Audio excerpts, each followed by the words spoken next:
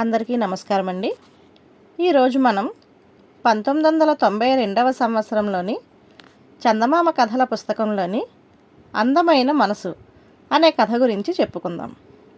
ఈ కథ రచించింది రావినూతల సువర్ణ కన్నన్ గారు. ధర్మాపురం అనే ఊళ్ళో కేశవయ్య, రామయ్య అనే ఇద్దరు స్నేహితులు ఉండేవారు. వాళ్ళు బతుకు తెరువు కోసం చెరొక ఊళ్ళో స్థిరపడ్డా వాళ్ళ స్నేహానికి ఎలాంటి ఆటంకము కలగలేదు. తరచుగా ఇద్దరూ కలుసుకొని మంచి చెడ్డలు మాట్లాడుకునేవారు. ఒకరి కష్టసుఖాలు ఇంకొకరికి చెప్పుకునేవారు. క్రమంగా ఇద్దరూ వ్యాపారంలో లక్షలు ఆర్జించారు.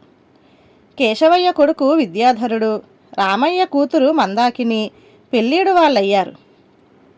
కేశవయ్య, రామయ్య తమ స్నేహానికి గుర్తుగా తమ పిల్లలిద్దరికీ పెళ్లి చేసి స్నేహాన్ని బంధుత్వంగా మార్చుకోవాలనుకున్నారు. ఒకనాడు వాళ్ళు తమ పిల్లలకు ఈ సంగతి చెప్పారు. ఇది విన్న మందాకిని ఆనందంతో ఉక్కిరిబిక్కిరైపోయింది. ఆమె విద్యాధరుణ్ణి వివాహమాడాలని ఎంతో కాలంగా అనుకుంటున్నది. అయితే విద్యాధరుడు మాత్రం ఆమెను వివాహమాడడానికి ఒప్పుకోలేదు. కారణం మందాకిని పెద్ద అందగత్తె కాకపోవడం. కేశవయ్య ఈ వివాహానికి ఒప్పుకోవలసిందిగా కొడుక్కి ఎన్నో విధాలుగా చెప్పి చూశాడు. అయినా విద్యాధరుడు మొండిగా, నాకు కావలసింది గొప్ప సౌందర్యవతి అయిన భార్య, అందుకోసం నేను దేశాటనకు బయలుదేరుతున్నాను అన్నాడు. ఇందుకు కేశవయ్య అయిష్టంగా, కాబోయే భార్యను వెతికి వరించేందుకు నువ్వేమీ రాజకుమారుడివి కాదు కదా, నా మాట విని మందాకిని చేసుకో అన్నాడు. నేను రాజకుమారుణ్ణి కాకపోవచ్చు, కానీ నాకు నచ్చిన ఇష్టమైన యువతిని వివాహమాడే హక్కు నాకున్నది అంటూ విద్యాధరుడు అప్పటికప్పుడే దేశాటనకు బయలుదేరాడు. ఈ జరిగిన దానికి కేశవయ్యతో పాటు రామయ్య కూడా దిగులు చెందాడు. అయితే మందాకిని మాత్రం ఏమాత్రం చలించకుండా, చాలామందిలాగే విద్యాధరుడిది ఊహాలోకాల్లో జీవించే తత్వం. మనిషి చాలా మంచివాడు, ఎలాగైనా నేను అతడి మనసు మార్చి అతడి చేత తాళి కట్టించుకోగలను, అనుమతించండి అని వాళ్లను ఒప్పించి మగవేషం ధరించి విద్యాధరుణ్ణి వెతుకుతూ బయలుదేరింది. ఆమె వారం రోజుల తరువాత అతన్ని ఒక గ్రామంలో కలుసుకున్నది.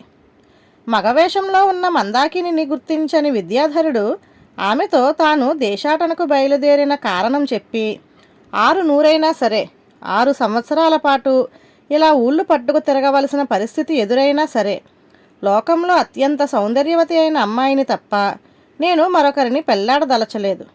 సరే, నీ సంగతేమిటి అని ప్రశ్నించాడు. ఇందుకు మందాకిని పెద్దగా నిట్టూర్చి, నాకు సంగీతం అంటే ప్రాణం, ఆడపిల్ల అందచందాలతో నాకు పని లేదు. కొన్నాళ్ల కిందట ఏమాత్రం అందగత్తె కాని ఒక అమ్మాయిని ప్రేమించాను. ఆమెది కోకిల కంఠం, అద్భుతంగా సంగీతం పాడేది. అయితే ఒక ప్రమాదం జరిగి ఆమె కంఠం శాశ్వతంగా మోగపోయింది. దానితో నాకు జీవితం పట్ల విరక్తి కలిగి మనశ్శాంతి కోసం దేశాటన చేస్తున్నాను అన్నది. చూశావా, ఎవరి లోకం వాళ్ళది. మనిద్దరి కోరికల్లో ఎంత తేడా. నన్ను మందమతి అనుకోకు.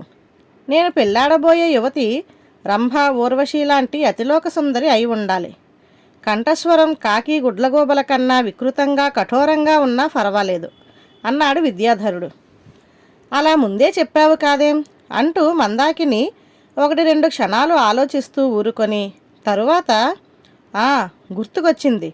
సంవత్సరం కిందట మా నాన్నతో కలిసి తీర్థయాత్రకు వెళ్ళి తిరిగి వస్తూ ఇక్కడికి సమీపంలో ఉన్న పట్టణంలోని ఒక పూటకూళ్ళ ఇంట దిగాను. ఆ పూటకూళ్ళావిడ చాలా పేదరాలు. ఆమె కూతురు గొప్ప శిల్పి చేసిన పాలరాతి విగ్రహంలా ఉంటుంది. ఆమె అందాన్ని గురించి రాజభవనంలో కూడా చెప్పుకుంటారని విన్నాను. కావాలంటే వాళ్ళ ఇంటికి వెళదాం, ఆ అమ్మాయిని స్వయంగా చూద్దువు గాని అన్నది. అంతకంటే కావలసిందేముంది, పద అన్నాడు విద్యాధరుడు తన్మయుడైపోతూ. ఇద్దరూ పట్నం చేరి పూటకోళ్ళ ఇళ్ళకి వెళ్ళారు. పూటకోళ్ళమ్మ వాళ్లకు కాళ్ళు చేతులు కడుక్కునేందుకు నీళ్ళిచ్చి తరువాత భోజనం వడ్డించింది. భోజనం చేస్తున్న సమయంలో మందాకిని పూటకూళ్ళమ్మను, పెద్దమ్మ, సంవత్సరం కిందట నేను మా నాన్నతో కలిసి ఇక్కడికి వచ్చాను. అప్పుడు దేవకన్య లాంటి నీ కూతురును చూశాను. ఏది, ఆ అమ్మాయి కనబడదే అన్నది. అందుకు పూటకోళ్ళమ్మ దిగులుగా ముఖం పెట్టి, నువ్వు 2 సంవత్సరాల కిందట కాక సంవత్సరం కిందట వచ్చి ఉంటే నా కూతుర్ని కాక దాని చిత్రపటాన్ని చూసి ఉంటావు. ఏం దేవకన్యలు, ఏం అందచందాలే నాయనా అంటూ ఒక చిత్రపటం తెచ్చి వాళ్లకు చూపించింది. ఆ చిత్రపటంలోని యువతి అందం చూసి విద్యాధరుడు మూర్ఛపోయినంత పని చేసి, ఏది నీ కూతుర్ని ఒకసారి రమ్మనరాదా అన్నాడు. పూటకోళ్ళమ్మ అయిష్టంగా పక్కగదిలోకి పోయి కూతురును వాళ్ళ ముందుకు తీసుకువచ్చింది. ఆమెను చూసి విద్యాధరుడు నిర్ఘాంతపోయాడు. ఆమె ముఖం నిండా నల్లటి మచ్చలు, ఒక కంటిలో తెల్లని పువ్వు. పూటకోళ్ళమ్మ ఒకసారి కళ్ళు తుడుచుకొని బొంగురుపోయిన గొంతుతో, అంతా దాని తలరాత బాబు, పెళ్లి చేద్దాం అనుకుంటుండగానే ఆ మాయదారి జబ్బు సోకి ఇలా అయిపోయింది. మనిషికి ఏదీ శాశ్వతం కాదు బాబు, ముఖ్యంగా అందం యవ్వనం అన్నది.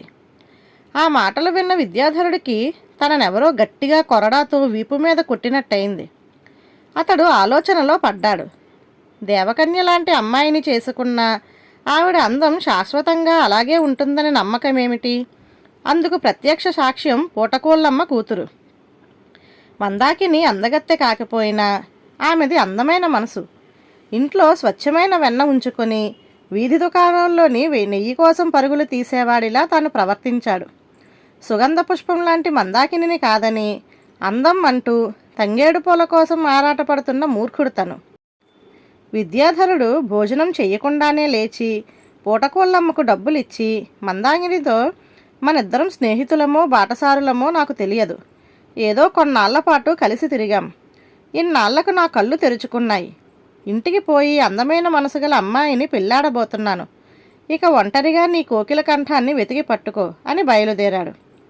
విద్యాధరుడు తన ఊరు చేరిన రోజునే మందాకిని కూడా తన ఊరు చేరి జరిగినదంతా తల్లిదండ్రులకు చెప్పింది.